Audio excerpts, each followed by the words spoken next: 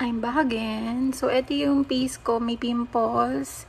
Wala tong, any filter. Kasi meron akong gustong itry na, blush from BLK. So, ito, na-order ko to sa physical store, sa may SM Preview. Pero, marami nito dito sa TikTok. Ilalagay ko na lang yung basket kung gusto nyong bumili. Kaya, sa TikTok kasi, wala ata silang takip. Eto. Meron akong dalawang shade na napili. Isang blush, isang contour. So, si blush, ito si blush. Ganda oh. Magnet na siya. May kasama na siya sa mirror. And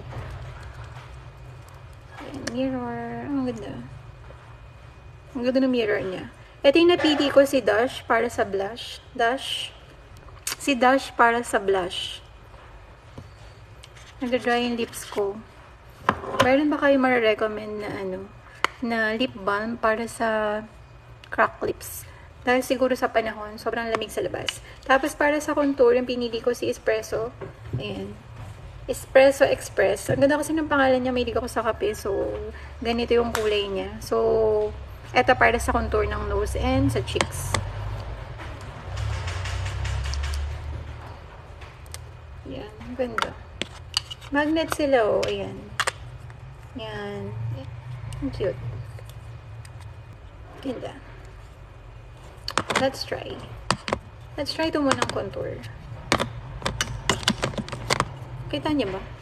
Ito muna. Lagay natin dito. Ay, wow. Kita niyo? Nagkaroon ng shadow. Ito pa.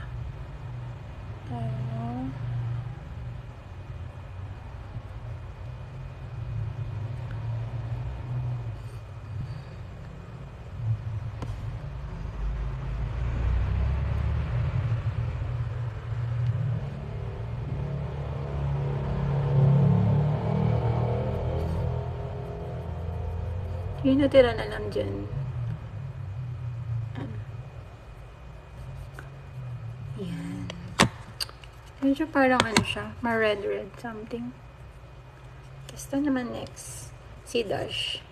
Ito si Dash, meron siyang parang glittery. Yan, nakikita niyo ba? May glittery siya. Yan.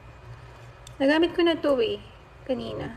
So, gusto kong ipakita sa inyo yung niya, consistency niya. Kung maglalast long ba siya.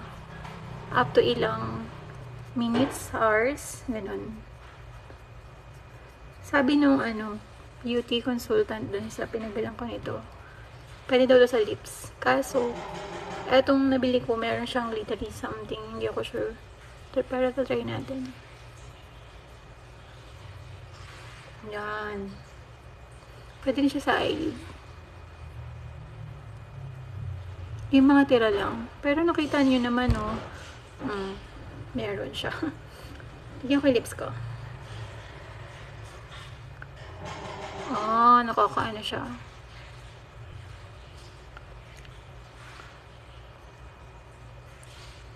Dry kasi. Sorry po, dry yung lips ko. Pero ito siya. Nilagyan ko lang yung mga pachi-pachi. Doon.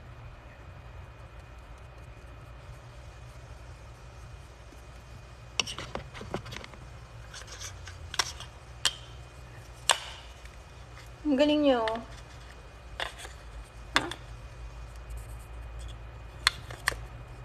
Kadikit na sila.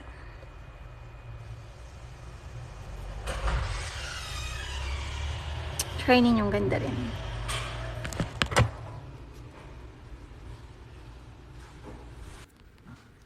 Yan. So, mag-voice over na ako nito kasi akala ko may sounds pero wala pala. So, time check, 6 p.m. Uwian na namin. Out ko na from work. Kanina yung video na nakita din nyo is ni-swatch ko. Tinatry ko yung BLK na blush.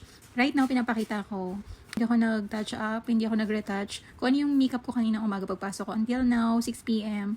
Ayan na siya. So, as you can see, meron pang blush on. At saka may onti pang contour sa ilong ko. So, nakakatuwa kasi nagstay siya and sobrang nag-last lang siya. And pinapakita ko, ayan, meron pang blush yung cheeks ko. And yung eyelids ko, meron pa. So, ayun. Sobrang ganda nitong BLK, highly recommended. Although medyo pricey siya, pero quality naman the best. And sulit naman siya. For its price, sulit siya. Tapos meron pa siyang ganyan. Magandang packaging, meron pa siyang mirror, and ayan, magnetic sila. So, sobrang unique ng packaging niya. Ang ganda. Kung gusto rin ninyo nito, nandito siya sa yellow basket ko. And feel free to try it. And please comment down below kung ano yung experience niyo, tsaka kung ano yung nagustuhan niyo dito sa blush on na to. Love this recommended. Thank you. Bye.